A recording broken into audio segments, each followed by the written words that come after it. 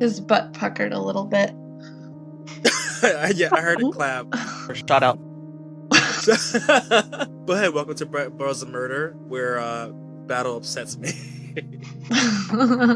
No, I don't. So what do we do here? We talk about true crime cases of color, we play music, and we just have a general good vibe.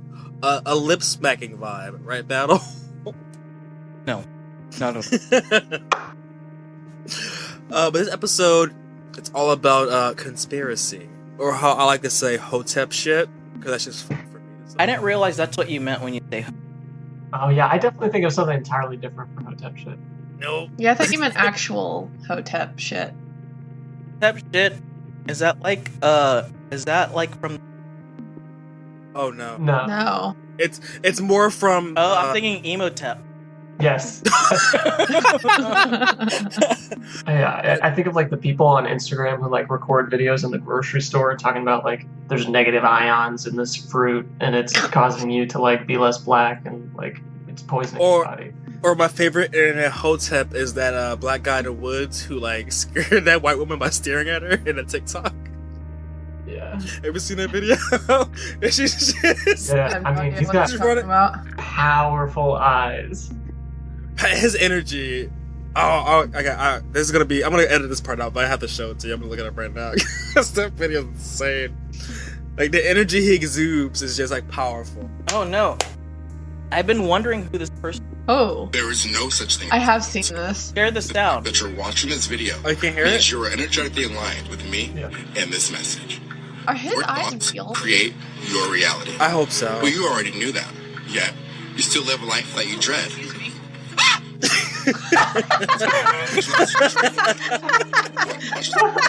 That is unrealistic. Who screamed? The woman.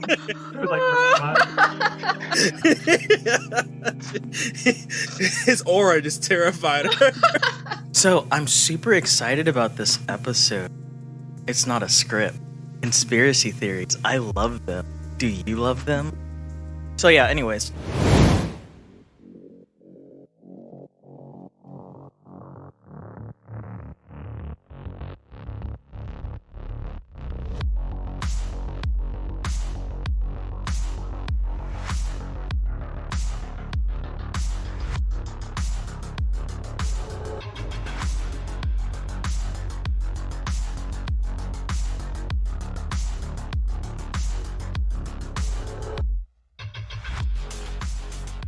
Get past all of that, sorry. I want to start this episode off with an abstract by Karl R. Popper. So, the conspiracy theory of society is just a version of theism, of a belief in gods where whims and wills rule everything. The conspiracy theory of society is very widespread and has very little truth in it. Only when conspiracy theorists come into power does it become something like a theory which accounts for things which actually happen.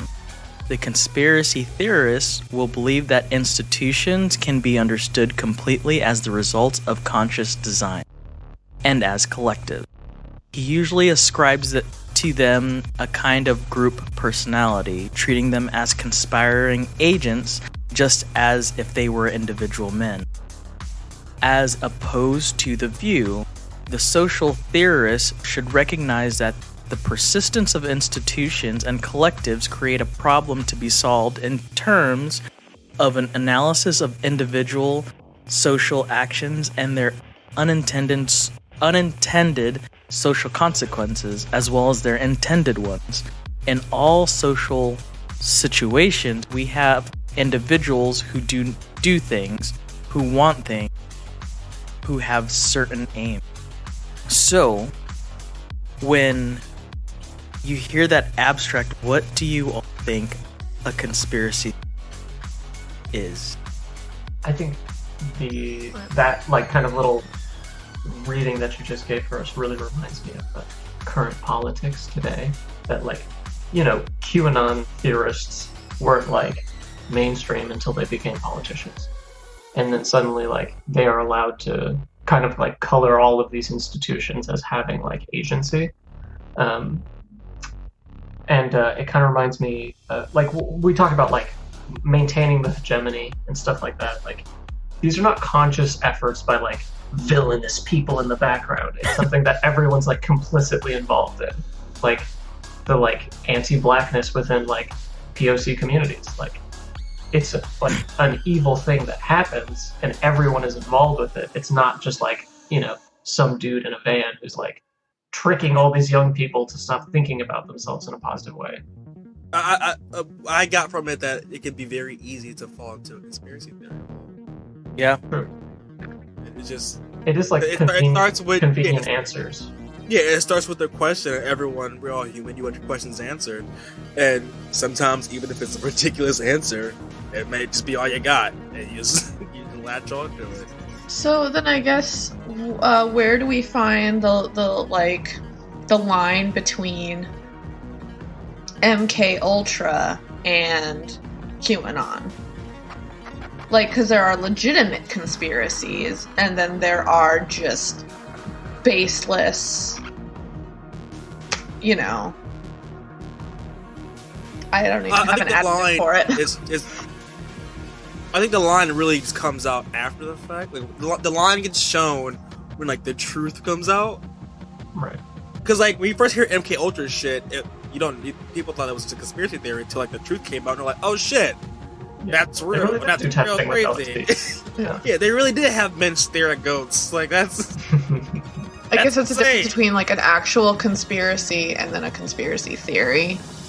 Like when it becomes the legitimacy comes with it becoming an actual conspiracy. And then like the snowball effect just happens again because then they're like, well, if that's true, what else is true? Yeah. It's crazy too because like y'all are all in a sense right, because pretty much a conspiracy theory is just a belief that there's some covert but influential organization that's responsible for a certain circumstance or event or circumstances and events. So a big reason why there are a lot of conspiracy theories now or in general is because of bias. What happened? What'd I do? No, my cat's being noisy. Oh, I like cats. You're cute. Editing Andre doesn't like cats. But it's not just any type of bias, but as 538 puts, it's jumping to conclusions bias. But then again, that source comes from a site that is ran by Nate Silver, and that and its own can have its own bias, right? But we're not here to talk about Nate Silver today. We're here to talk about conspiracy. But it's interesting to think about how we can view each other when it comes to conspiracy theories. I know for me, for example, I don't follow them too much, and I have a hard time believing in conspiracy theories. But that can also be because of my background in the sciences, and a lot of times I have to be very analytical about the things that I research or the things that I do, because it has to be like fact-driven about the things that I find, versus things that could happen. It's like hearsay, right? Mm-hmm. So, Nerd. yes, I know. I think that's the thing for me is like the thing that I always look at when examining conspiracy theories is how many people would it take to keep a secret? Because like that's the biggest thing with a lot of the ones that are so rampant now. Like when people talk about like doctors have the cure to cancer, but they're keeping it from us. Like I don't genuinely believe that every doctor could keep that secret. Or like the moon landing is fake. Yeah. Okay, but it involves Russians calibrate their telescopes off of shit we left on the moon, and they would benefit from being able to call us out on lying about that. And also, when it comes to conspiracy theories, a big question I like to ask is, why? Because a lot of these conspiracy theories are like, all right, yeah, no, but why would someone do that? And they never have an answer for you. Mm-hmm. It's bias, and a lot of it's just bias, which I found to be true. But then again, it's my bias. It's so deep. It's so. I mean, that's natural. Everything. Yeah. Jesus. So tense. Yeah, like what do you have like? Is that how STEM people flirt? Yeah, my dick is dense. Well, check out my density of this fluid. But whatever. So, according to this research article called Thinking Preferences and Conspiracy Belief, Intuitive Thinking and Jumping to Conclusion Bias as a basis for the belief in conspiracy theories by Nico Daniel and Stephanie Mill, while there is to date no research concerning shared underlying cognitive underpinnings of belief in conspiracy theories and paranoid ideation, jumping to conclusion bias is something that may be the leading factor, as said before. And what does that actually mean, right? Essentially what it is that despite of lack of evidence, even though we have a small amount of evidence, we jump to conclusion without having everything or knowing everything. So, does it sound familiar? Like what you know? I think everyone can be guilty of it, or everyone is guilty of it. Not only is it familiar, but at times we all fall victim to it. So, today, as we go through cases, excuse me, as the team goes through cases, because I'm not giving you a case today, sorry. Try to listen. I want to challenge our listeners and you all too to try to listen and see if you're able to distinguish where the fallacy in the conspiracy cases that will be presented today lie. With that being said, K-Money, we're gonna pick this shit apart and figure out what's going on. No, I'm just kidding. Go ahead. Okay. So, mine is a little weird. I decided to read the Turner Diaries. Didn't finish it because it was hella fucking painful. But took a lot of notes and read a lot of articles and stuff. She Charlie dated. Oh my god, you can't see the paper. I have so much shit. You're on a watch list for sure. Oh, I am. Absolutely. Thankfully, I didn't have to buy the book because I would not have spent money on that. But, so I guess the whole thing is the Turner Diaries has been cited in a lot of different, like, white supremacist actions. Like, as I'm sure you're familiar with, Timothy McVeigh is one of the biggest ones. Which, just a quick overview, ironically,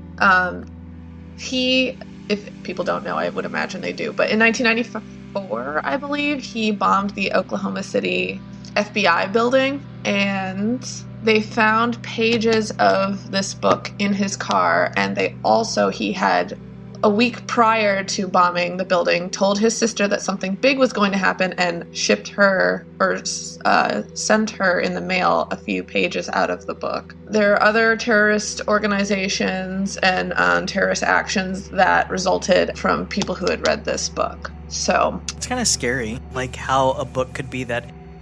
Mm-hmm. Yeah, it sparked a lot of debate on censorship, because if a book can incite that level of violence, I mean, the thing too about the Oklahoma City bombing is that it directly mirrors one of the events in the book, down to the way in which the bombing happened, how the bomb was made, and that kind of stuff.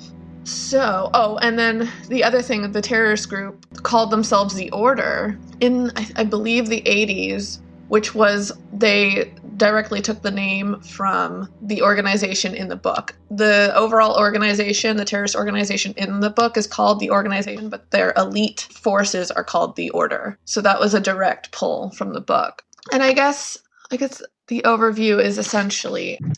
So I haven't read the Turner Diaries. Like, is this a nonfiction book? Is this a fiction book that inspired people? It's a fiction book. So I was going to pull up the synopsis real quick. But it's essentially, it takes place, well, there's different things. I think there's different versions of it. It takes place in, mine in 1981, but in like other versions it's 1991.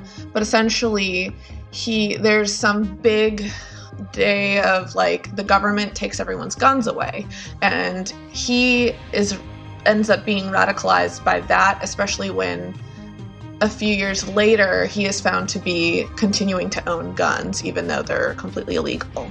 And the concept is, like, because of liberation, like women's lib and black liberation movements, like, I guess they think that things are flipped. So the way that like we view Black people being treated in our country today, that's the way that they view white people being treated. So it's like almost the exact opposite.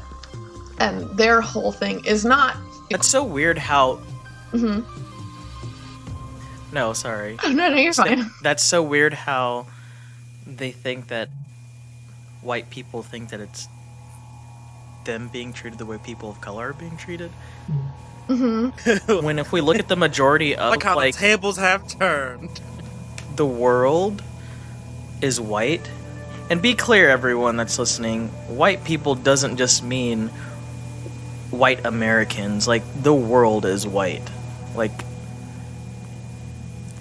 the world is white. Well, I mean, it all starts with... looking for is Eurocentric. The Eurocentric, okay.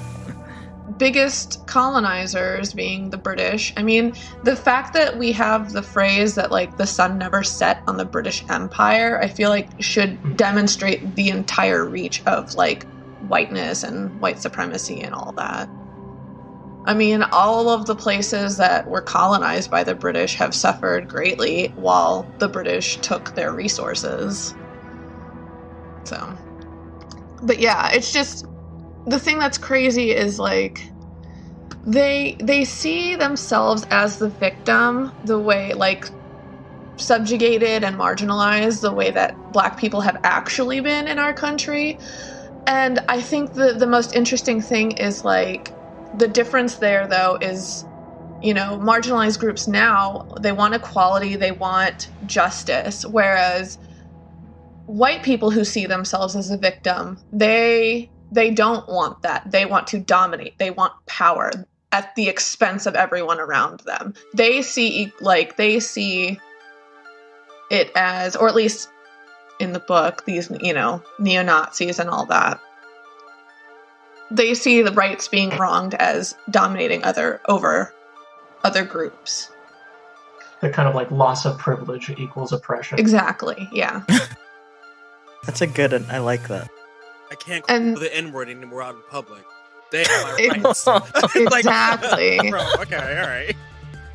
Well, it's coming from people who think that they're like superior. Like, actually, like, you want me to like debase myself by treating someone who's less than me as equal? Mm-hmm. I guess it's thinking about looking at how the South is right now when it comes to Confederate monuments, and they're just like, oh, they're taking a part of history away. And it's like, right? Well, yeah, I mean, like, I recently saw a TikTok that was equating the defacement of, I don't know if that's a word, but it is for now, of the George Floyd statue that they just put up. I don't remember where it was, but I think we all saw it at some point. It's like, it almost looks like paper, where he's got the different levels that make his face. Someone defaced it. And I remember seeing this person on TikTok making the argument of, well, what do you expect when we've taken down all of these Civil War monuments? And it's like, how can you equate these two things? One of them was a victim. The other were like oppressors. Yeah. Was that person saying it in a way that they're defending the Confederacy, or were they saying it like, well, yeah, it happened because other people were taking down the, like, you know what I mean? Because like, if I see or like monuments going up like that, I expect it to get vandalized because people that have this super crazy tie to like Confederate or racist monuments are going to be like, fuck this, they took our statues down, so I'm going to do the same thing. So did he mean it that way, or did that person mean it that way, or the other? No, it was more like I see what you're saying, but I don't think that they were doing it in the way that it's like, well, yeah, that's their retaliation. It was more like, well, of course, because you don't respect their monument, so why would they respect yours? Which it's like apples and oranges. Well, yeah, it's the total lack of understanding of context. Like, even just the fact that these statues did not go up after the Civil War. Like, the majority of them went up during the, like, 70s and, like, late 60s. You know, and you even had people like General Lee who said, like, yeah, I don't think we should have statues for the Confederacy. I think we should, like, try to heal the country. Like, yeah, that's the most ironic part, is like that he specifically... big OG guy. Yeah, he specifically said he didn't want... Who doesn't glorify their fucked up past. Yeah. Yeah. How many stats? It's not like they have. About that shit. That's not my business. Mm-hmm. Actually, that's interesting. There, let me see if I can find it. There is a quote in here specifically about Germany. He says, "What's happening now is reminiscent of the media campaign against Hitler and the Germans back in the 1940s. Stories about Hitler flying into rages and chewing carpets. Phony German plans for the invasion of America. Babies being skinned alive to make lampshades and then boiled down into soaps. Girls kidnapped and sent to Nazi stud farms. The Jews convinced American people that..." Stud farms? Yeah. The Jews convinced the American people that those stories were true, and the result was World War II. With millions of the best of our race butchered by us, and all the Eastern and Central Europe turned into a huge communist prison camp.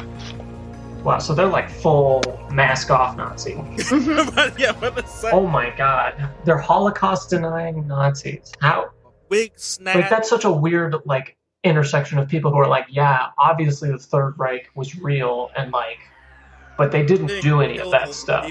Well, yeah. And the thing, too, that I find the most interesting is that a lot of the stuff, and this is, I just want a disclaimer that a lot of these things are just things that I notice, and like, I don't know. Anyway, but like, a lot of the stuff in this book are things that I hear is like the same thing that, like, you know, the conservative talking heads say.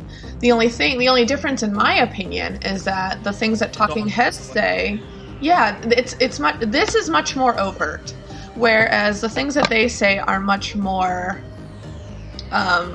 watered down in a way that's more palatable to the average person. Because I feel like, yeah, the average like person who watches that stuff, if you sit there and say, well, we need to do what the Nazis do, they're gonna be like, nah. But if you like code it and like a dog whistle. If you have like Ben Shapiro saying, well, Megan Thee Stallion isn't an artist and she can't sing about WAP. We can't have people like that representing us. Or Tucker Carlson, I think, is like the That's biggest exactly example. Like, he talks about white replacement theory all the time, that whites are being replaced in the United States by like the boogeyman that is like mixed race people. Yeah. And then you got this. And then you have people like Candace Owens shucking and jobbing for rifting for a bill. Yeah. Yeah, and it's just like, well, and it's some of the same arguments today that that this book makes. Like, I mean, it was written in 78. It was actually a part of a newspaper series in a neo-Nazi publication, but then they turned it into a book that you could like mail order. And one of the things that they talk about is that the government's going to make this passport system so that they can track you. What does that sound like? COVID tonight. Oh yeah, they go put the chip in your arm. Like, well, exactly, because they specifically say. And I'm saying like, oh, you're gonna have the chip in your arm, bro. Bitch, don't you have an iPhone? They're tracking you anyway. Exactly. Well, and that's the thing too, because even in 1978, we had Social Security cards, we had credit cards. Like, we're already being tracked. You know, like, to sit here and say, well, now you have to have a passport with a magnetic strip. Like, they already know what we're doing. There's already a paper trail. You know, to sit there to say, like, yeah, we're gonna have to get to hear our episodes before anyone else, unedited. Oh yeah! Shout out to the CIA listening now. Yeah, all four of them. They had their own gang. Do you think they have their own Zoom meeting where we all meet? We talk about it afterward. These son of a bitches. I like to think they're fans. And the other interesting thing is they also talk about that in the book specifically. So they are as like a self-admitted terrorist organization, and what they're trying to do is, one of the things that they're trying to do at least, is they are doing these acts of terror and killing people so that the government has a knee-jerk reaction and becomes more oppressive, because they believe that if they force the government's hand to be more oppressive to protect people, more people will sympathize with them. Because, like, they're pushing the government to do the thing that they don't want it to do. I mean, like, when they think about, like, using the government to radicalize the youth. Exactly. Yeah. or radicalize the people who are on the fence. You know what I mean? Like Fox News. Yeah. Oh my god. The Fox Soul is even worse. I don't know why they're there. Why are you there? And why is it called Fox Soul? And why is it all purple? I see what you're trying to get. You're not going to get me, Fox. I've never even heard of that. What is Fox Soul? It's just Fox for black people. That's literally what Fox Soul is. Oh god. And that's why they call. I've never heard of that. That's why they call it Fox Soul, and that's why everything's purple and everyone's black, because that's what Fox thought. Like, oh, you know what black people love? Soul food. We're gonna make it on a Sunday too. And so one of the other things that I find interesting about the book is like, I don't know how to articulate this as well as I would like, but it's like a lot of the ways that they view things are like in a sense we're kind of two sides of the same coins, like the things that we all fight for and the things that they all fight for. The difference, like, or at least in the ways in which we like view that stuff, the difference is like people like us want to help others, whereas what they're trying to do is like the opposite. Like return to traditionalism and keep everyone quiet and like submissive. Well, yeah, because like they sit there and say, well, the average American is just like kind of like not really tuned in. Like they seem to think that liberalism is just people not caring. Like they're just going along with the flow, which is ironic because like I think that it's quite the opposite even still today. Like it's easy to be, the status quo is more this conservatism that we have in, at least in our country. Yes, I think like the moderates in the United States are very far right. Oh, Yeah, I mean, to other like OCD nations. because I mean even the left is right. Yeah, I mean, like compared to other people's politics. compared to others, the left is like pretty moderate.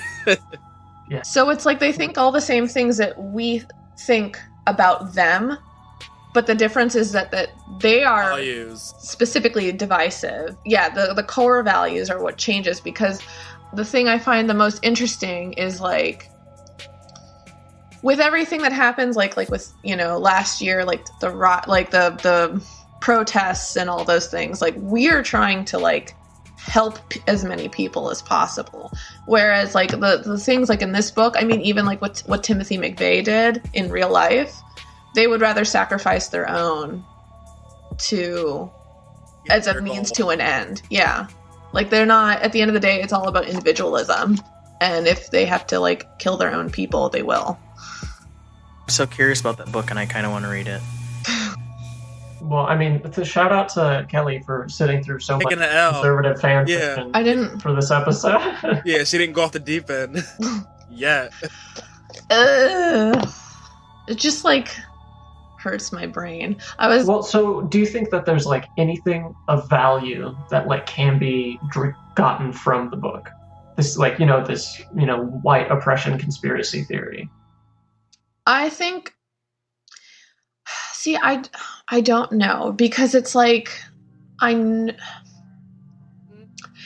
think it's valuable to understand why they believe what they believe, but like I think once you get to this level, like that, there's no turning back. Yeah, right. Because like I mean I've had plenty of debates with people who who don't consider themselves this far, but still. That's the thing. Is like around that. Yeah, and like the level of cognitive dissonance is astounding, and like denial of facts or statistics, because there's always like you can always fucking look some bullshit up that supports your argument on the internet, and that's like part of the problem, is that we've let so much and then it's hard to distinguish between like fact versus fiction. Exactly. And like you're trying to say you're gonna argue with somebody about this shit, and like you'll source your material from from academia. You have like a legitimate source. It'll be like, well, academia is against us too. It's like, so everyone's against you, huh? That's like you're that deep. Yeah. And if it doesn't directly tell you that you're right, it means everyone else is against you. Well, I mean, it's strange. It's like the people at the top of the pyramid see all these people who like want to get to the top of the pyramid, and they're like, well, they're clearly conspiring against me, and I'm oppressed. Yeah. Like, motherfucker, what? Well, I mean, and that's the thing too, is like, that is the most successful tool of white supremacy that exists, is that it is so divisive among like all the lines that we consider intersectional. They're so good at breaking those things apart and like making it so that you don't trust stuff. I mean, divide and conquer and all that. Right. Well, and like the amount of, liberal neo-Nazis who are like, well, yes, white queer person, or yes, white woman, like, you were oppressed at one point, but now you're not. And all these people are trying to take away your rights, and they're going to make you oppressed by giving them equality. Mm-hmm.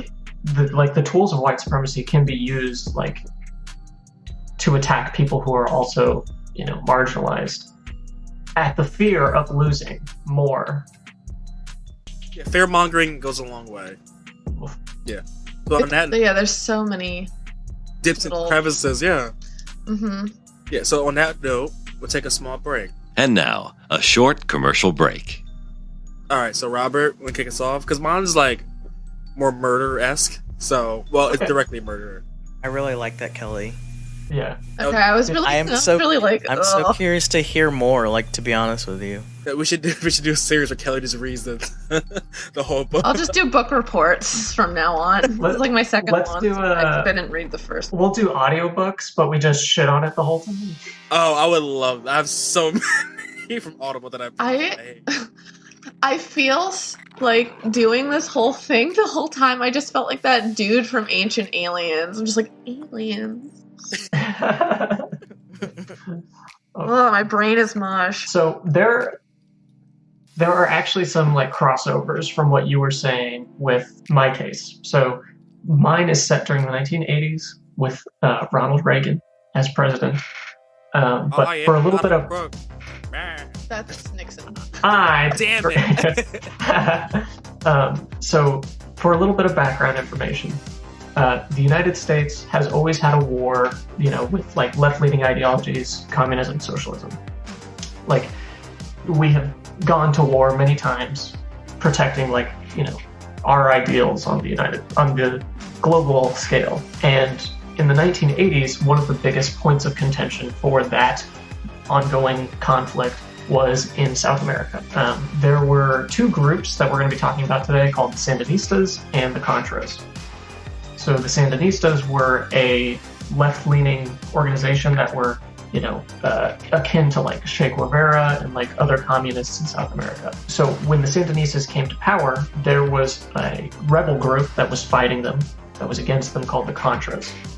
So the United States saw this group, as fighting for, American ideals in South America, South and Central America, that, they would not have to directly go to war with any of these nations. They wouldn't have to put U.S. troops on the ground, but they could support the destabilization of, a left group.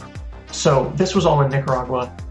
The Sandinistas were the current government. So the United States began supporting this rebel organization to destabilize the Sandinista government. And that aspect of it isn't a conspiracy theory. There's no kind of ifs, ands, or buts about that. The United States, in their late 70s, did give money to the Contras to aid in their fight against communism.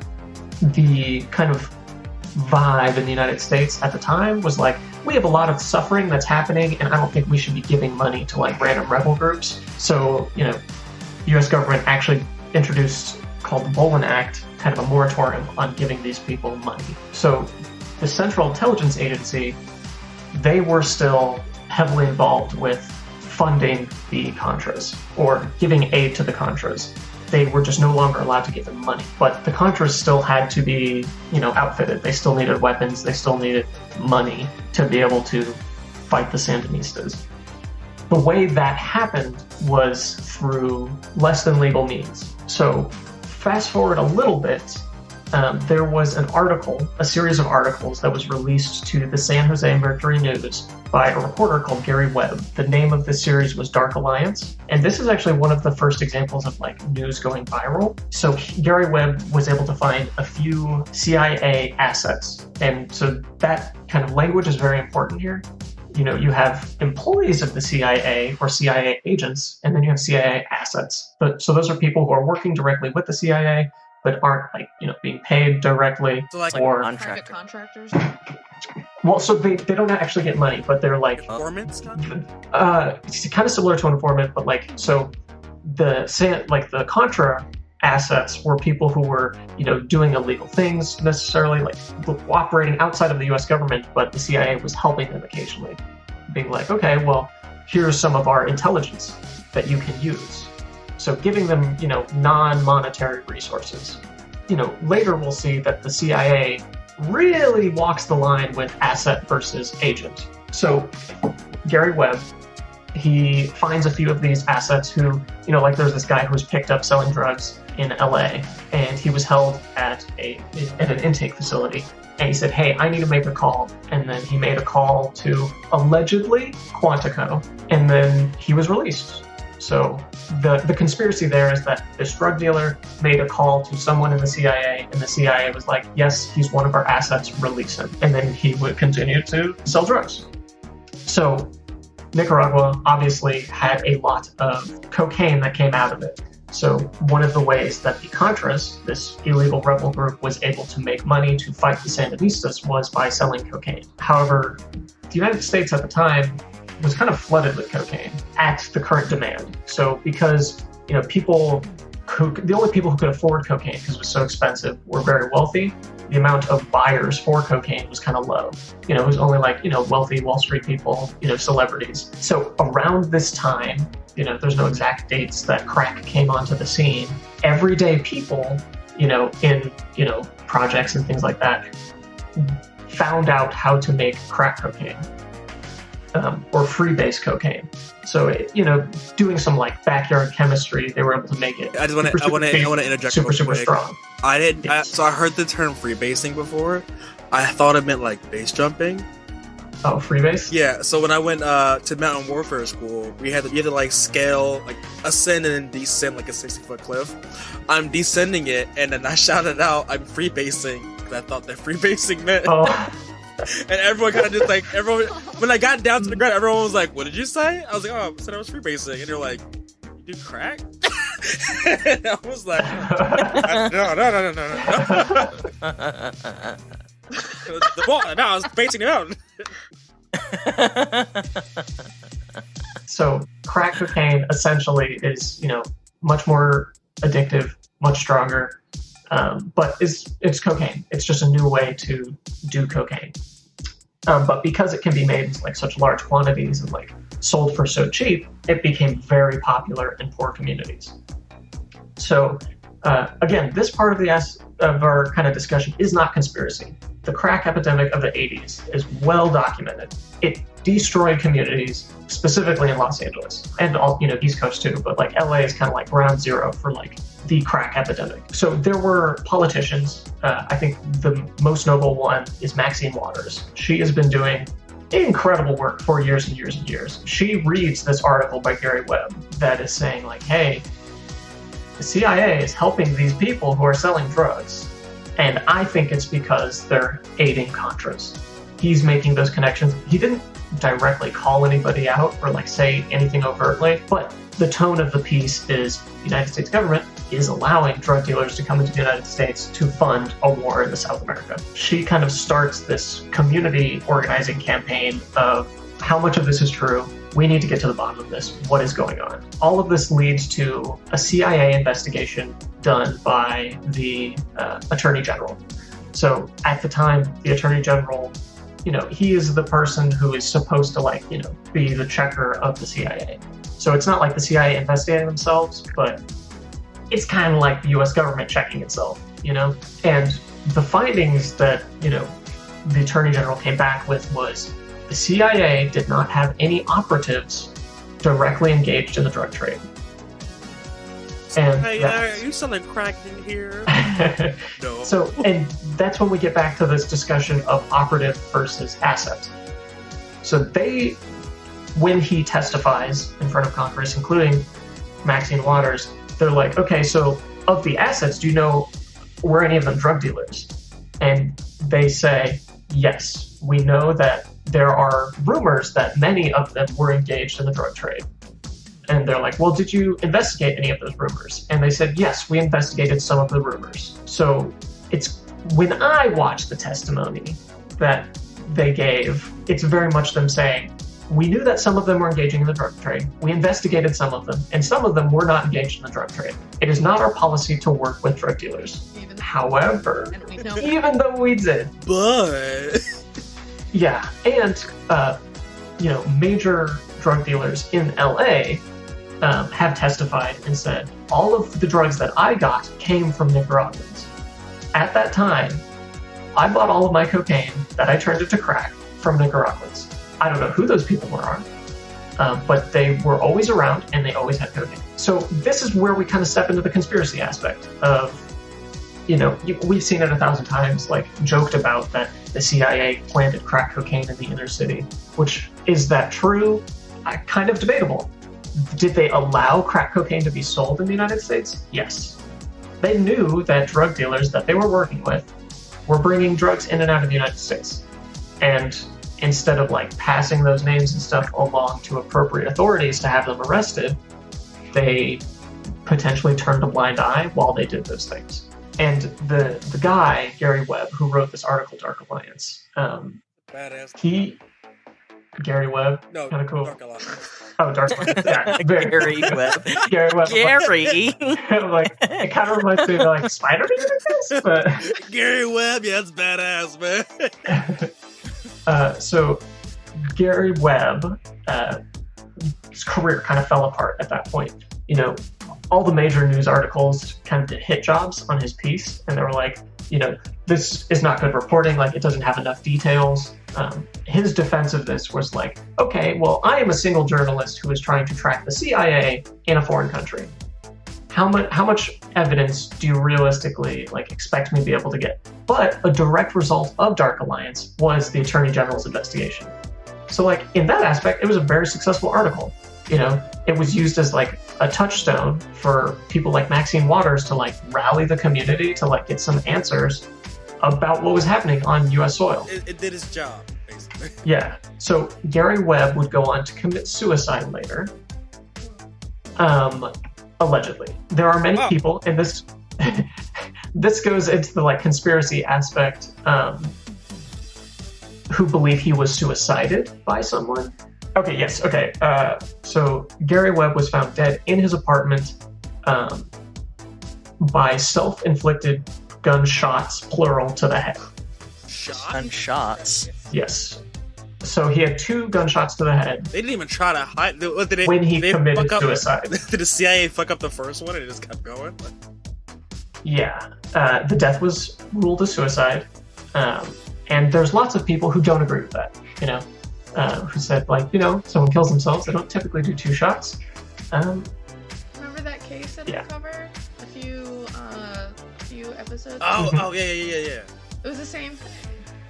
Where, he was found dead in the desert and with multiple gunshot wounds, and he killed himself. It's like... Shit wasn't adding up. Yeah. Something the milk ain't clean. Yeah. So, this has all been a very roundabout way of saying, I believe that the CIA is complicit in the crack epidemic in the United States. I don't necessarily think there's men in suits showing up with, suitcases full of crack. Suitcases full of crack, hey, young kid, new drug for you, here you go. But it was hey, so-and-so is coming through town, please don't pick them up. They're going to be, flying into this airbase and they're going to be leaving behind some packages, don't look inside them. Oops, I just dropped some crack. Hope no one picks it up and smokes it. Yeah. It's so crazy how... our own government sabotages us, especially the poorest, or but I mean, I guess that's obvious. Well, and the most fucked up part about this for me is that, you know, the U.S. government decided, you know, we can't be giving money to like some foreign group to like do all this stuff, like with our tax dollars, because that's going to hurt the average American. So instead, what we're going to do is we're going to forcibly extract money from poor communities with addiction to do the exact same thing. So it was a way of taking the financial burden off of the entire nation and putting it on vulnerable communities. And then putting back into, this is another conspiracy theory, putting back into the prison system, the private prison system. Well, yeah, because By free using labor. the war on drugs. Damn. Oh yeah, also the war on drugs during this exact same period, there was like a 1 to 100 rule. So if you were found with 1 gram of cocaine, you'd be treated with X sentence, mandatory minimum. But if you were found with 1 gram of crack, it would be treated as 100 grams of cocaine.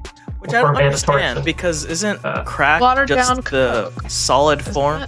Yeah.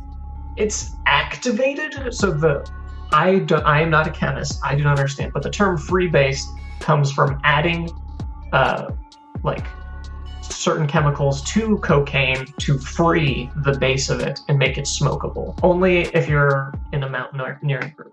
Is it like it hurts my brain that like they're fucking pumping drugs into these communities and then like declaring a fucking war on them. Like it's just Yes.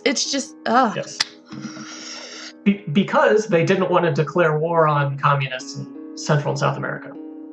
They said instead we'll just go to war with black people.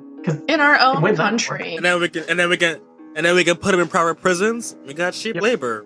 Full circle. And then we can use that to like perpetuate all of the worst stereotypes about the black community and destroy any economic. And also around this time too is at a time period where judges would offer people either you can go to prison or you can join the army.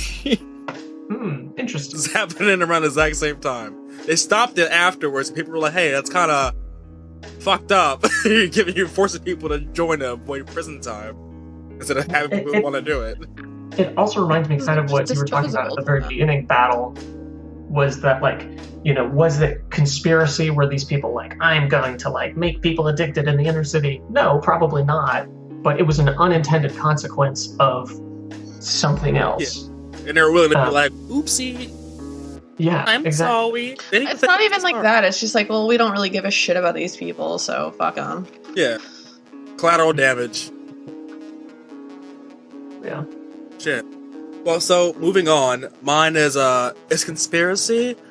It's pretty gay, and it's also pretty spooky in a weird way. I like all of those things. Thank you.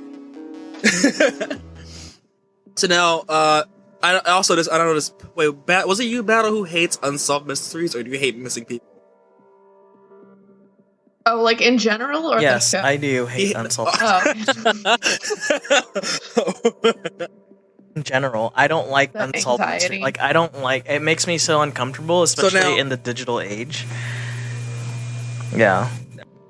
You really don't hate this because it has to do with a lot of those things. So now, nothing is more mysterious than an unsolved murder. Battle can attest to that. And some unsolved murders leave a wake of questions, like how did a body get into a suitcase? How did it get mummified? Who is this man? All those questions will be answered partially by the end of my my piece. only half answered. Yeah, we're not gonna get all of them, but we're gonna get some. So now, my case is about Dorian Corey, who was a transgender black drag performer from New York. She was from Buffalo, New York, and she was born in Franklin Leg, and really just had as average of a life that a transgender black woman in the 1940s could have. She was raised on a farm, and she performed drag while living in Buffalo. So in the 50s, Doreen worked as a window dresser and then saved up some money and moved to New York to go to school for design. In 1960s, she actually toured as like a high-profile snake dancer, and one of the places she performed at was called the Pearl Box Cabaret. That's like one of her main drag spots. She was one of 4 performers who also appeared in a performance in 1972 called Call Me Mr. She also founded her own voguing house called the House of Corey. And if you aren't aware of what a voguing house is, it's where a lot of like drag performers go to perform drag, practice, be around their own people and community safely. You know, for a lot of those people, it becomes like a second family or just a family in general. Her drag, and it's a lineage thing. Oh yeah, so like a drag performer will say, "I am so and so of house so and so," and they have a drag mother and stuff like that. And kind of like really kind of like how Game of Thrones has houses. I did not know that. Like House of Targaryen or something. But with even more flair. Yeah. Much better costuming. So now the House of the House of Corey held over 50 grand prizes from voguing balls. She was a house mother to a drag performer called Angie Extravaganda, who later had her own house startup and was featured in Paris is Burning, which is a great just queer movie. Dorian Corey was actually depicted in Paris is Burning. That's how like poppin' she was and like important to drag performance in New York. She ran and designed a clothing label called Corey Design, and at one point, she had this crazy performance where it involved her wearing a 30 by 40 foot feather cape. So during the performance, she would shed down her costume to a sequence body stocking. 2 attendants would then raise up the cape on poles, and the whole feather cape would drape the audience like a giant tent with her in the center. It sounds like a fucking amazing ass thing to see. Just imagine seeing a woman come out in a full feather costume and then that costume turns into a tent that you're under. Take my money. So now, 3 years after the movie Paris is Burning was released, Corey did die of AIDS-related complications. And her extensive costume collection was just up for grabs. So now the main person, Lewis Taylor, was her caregiver and just took care of her in her, sickly times. And she and a friend went to her apartment to pick up some clothes for Halloween. So they went to Corey's apartment to sort their clothes, and in the back of her large closet was a large trunk. They pulled out that large trunk. It was heavy. They opened it up, and there was a bunch of like garments over top of it, but they couldn't figure out why it was so heavy. So they're removing the layers and layers of garment, and she finds this big, huge Ziploc bag. So she had trouble with the zipper of the bag and got a pair of scissors. She took the scissors, cut it open, and was immediately hit with like a horrible smell. So they all left out the room, got some air, came back in, ripped it open, and inside was the body. How big was this Ziploc bag? It was a big ass bag. Big ass Ziploc bag. I'm using the word Ziploc, not Ziploc bag, but it's like a big plastic bag. Oh, okay. Inside of a trunk with clothes on top of it, filled with baking soda. So they called the police right away, and in the article that I read about from that time, they interviewed her, and she said, "I called the police and I walked out. I couldn't look at the shit. I didn't want to." Yes. Yeah, no, I get it. So now the body was also within the trunk, under the blankets, in the plastic bag, beneath the baking soda. The body was also wrapped in saran wrap, and this was just to cover up the smell of decay from escaping the trunk. That's why all that shit was on there. So now, at the time, the unidentified person was only wearing a t-shirt and boxers.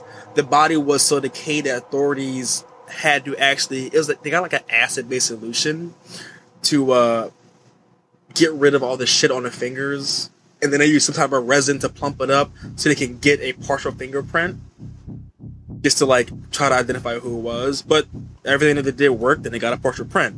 The police were able to identify the person as a person named Robert Bobby Worley, who had prior convictions for rape and assault, among other things. He had like a huge history of just being like a kind of a shit.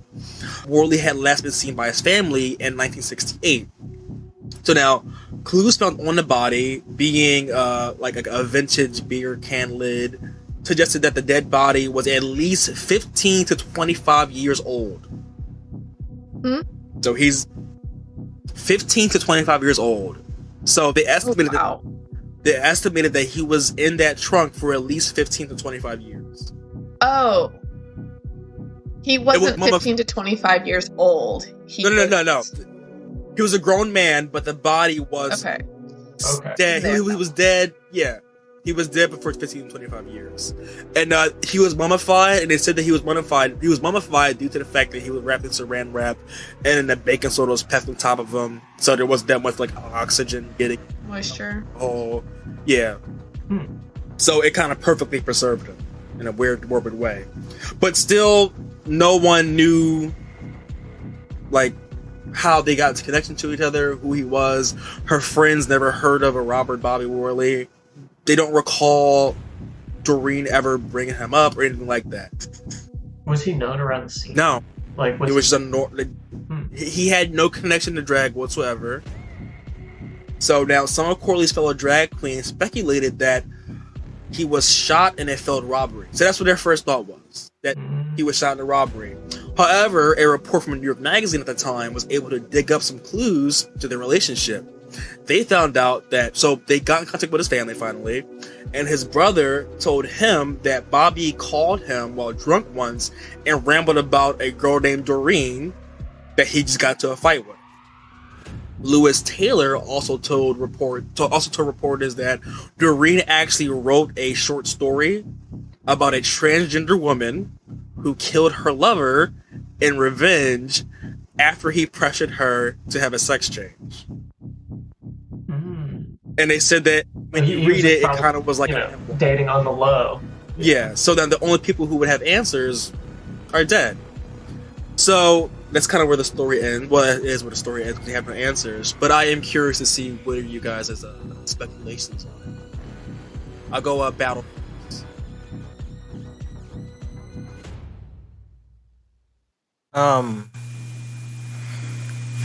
I think... I don't know what I think. I need more. Like, I don't like this. I don't know if Doreen killed him. Yeah, history of But then, violence. like, he was a Rape bad and assault, person, he's not a good- right? Yeah, he's not the nicest person. Like... So, I don't know... Like... Doreen, she died of natural cause. Well, yeah, she died of natural causes because it was natural to her. So, So his body, like, he did have a bullet wound. that's okay. I wish. I forgot to mention. He died via gunshot. Yes. Okay, Robert had a bullet wound. Well, like they said in Chicago, he had it I coming. think that's probably the most likely scenario, is that they were dating because he was, potentially pressuring her to get a sex change. Yeah. And then, he got violent and it somehow ended with him being shot. Because we know that this is a person who has a history of violence, so that, and I don't think we know that about her. No history of Doreen ever be like. He even has a history of sexual assault, so like. Kelly, what do you think? Right. I mean, I don't know, but I have a tendency to think that whatever it was probably justified. Especially with his history, like... Yeah, well, and that's what makes me think it's not like a robbery gone wrong. Because, like, if the person was... Why would it be in his underwear? Right, exactly. If they were robbed and shot, like, best way to get away with that is just leave the body and take off. Or if it was in... Don't touch it. But where were his clothes? Where was the rest of his clothes? It was just him in a t-shirt underwear. Which is why I'm thinking that it probably... Because they didn't specify... The brother didn't specify when he called him. They just didn't seem since like 1968, so like 15, 25 years prior. Imagine keeping that with you that fucking long. And that's why I think it was like a lover's thing. I think that her short story was like very true. He pressured her to a sex change. They got into the argument. He called his brother out the argument drunk. They probably got into like a drunken fight, which wound up, him getting shot. And she just, instead of wanting to, but at times too, she probably knew that she would go to jail for this. Yeah, I was gonna say, like, Yeah. on one hand, like, when you conceal a body, you are guaranteeing that you will be found guilty for murder. Yeah. But, like, considering, like, where she was and the times, like, I don't, Even like, that would be a bit risk to... Yeah, to say even if it was self-defense. Because she still would most likely get the book thrown out. Yeah, well, because they always try to use, like, people's differences as, like, a cause for their actions or whatever. I mean, like, the whole thing with the staircase. They tried to use the fact that... right now it's hard for, like, transgender people to go to prison. Like, they have to be, like, secluded in, like, their own cells for their own safety. So imagine what it was like back then.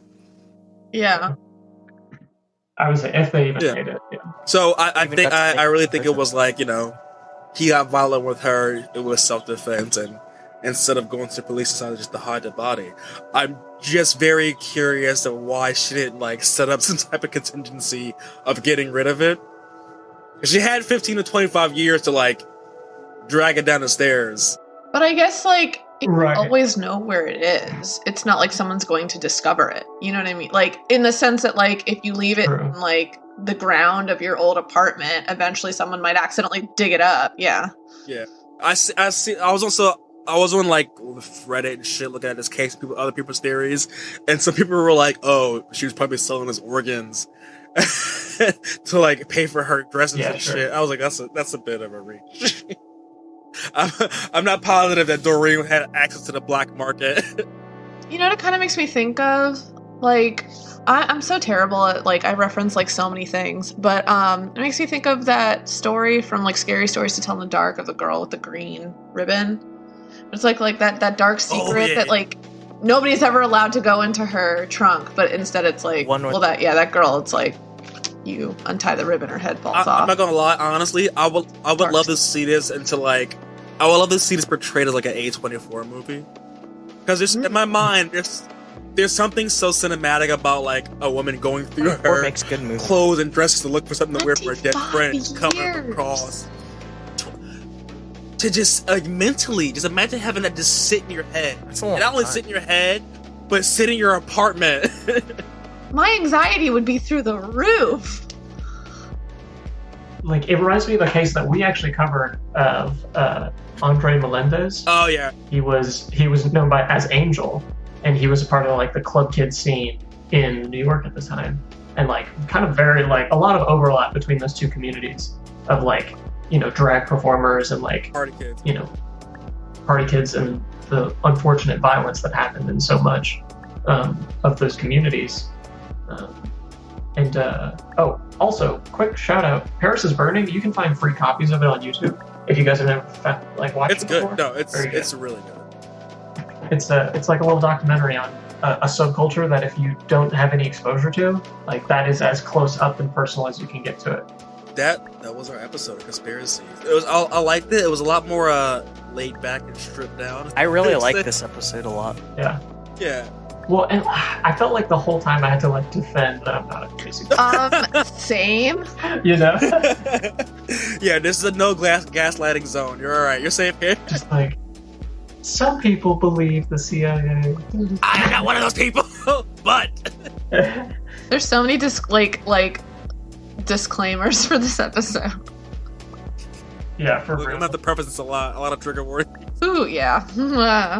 Beware of rabbit hole. I just want to tell people, like, do not buy that book, please. If you can find a free copy, I don't care, but, like, do not fucking pay for that book. Granted, they did... Did you find it? Where'd you find it? I, had a friend whose father passed away, and I didn't know what it was. They were like, I'm giving away their books, so I took some of them, and I saw this. And I had no idea what it was until last... Can you send it to me in the mail? Yes, I will finish it first, but... I'll pay for the shipping and I'll send it back. Well, yeah, we come back and Battle has, like, bleached his skin. No.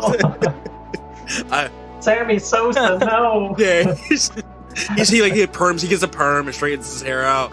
He turns into, like, normal SpongeBob. He's like, hey, how you doing?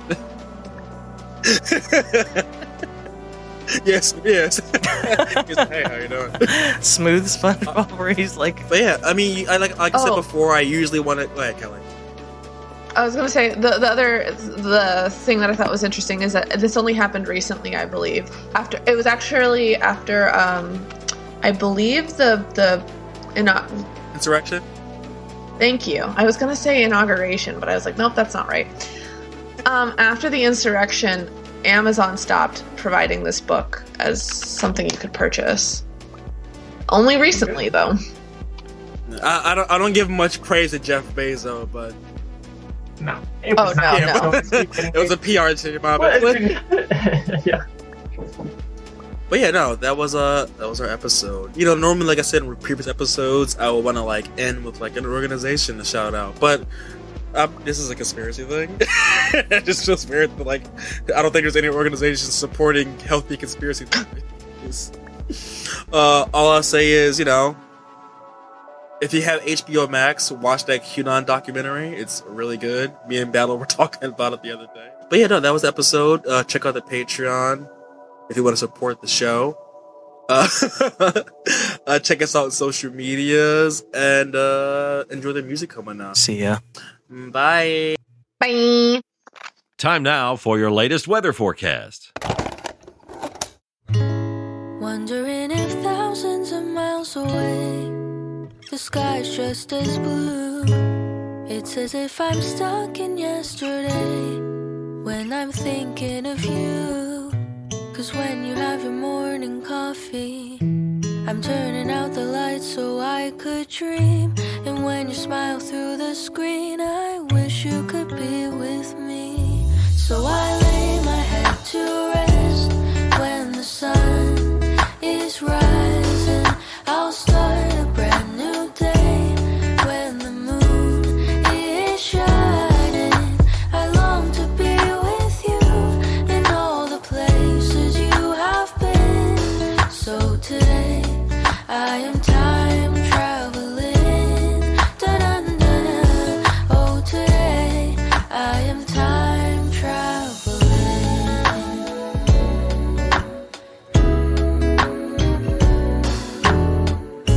And every time that you are closing your eyes, I will be beside you. And my heart will glide across the miles to fly right to you. 'Cause when I dive into the traffic, the echo of your voice is all I hear. I'm never tired of your laughing so far, but ever so near. So I lay my head to rest when the sun is rising.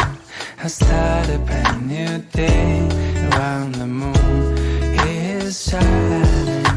I long to be with you in all the places you have been. So today I am time traveling. So today I am time traveling.